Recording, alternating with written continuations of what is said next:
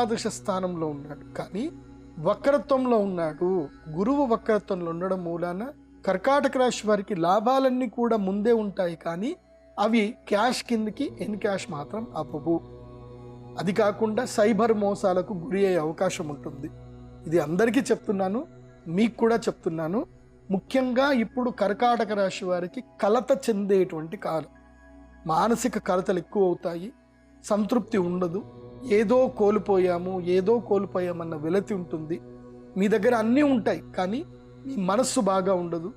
ఎంత బాగా ఉన్నా మనస్సు బాగా లేకపోతే, కమ్మటి అన్నం కూడా మనస్సు బాగా లేకపోతే తింటే అది చేదే అవుతుంది. కాబట్టి కర్కాటక రాశి వారు ఏం చేయాలి అని అంటే, మానసిక చైతన్యంకి వృద్ధి చెందడానికి ప్రయత్నం చేయాలి. ఆర్థికంగా బాగానే ఉంటుంది, పనులు బాగానే జరుగుతాయి, డబ్బులు వస్తాయి, అన్నీ బాగుంటుంది, కానీ మానసిక చైతన్యం దొరకదు. అందుకే యోగ విద్యను అభ్యసించాలి.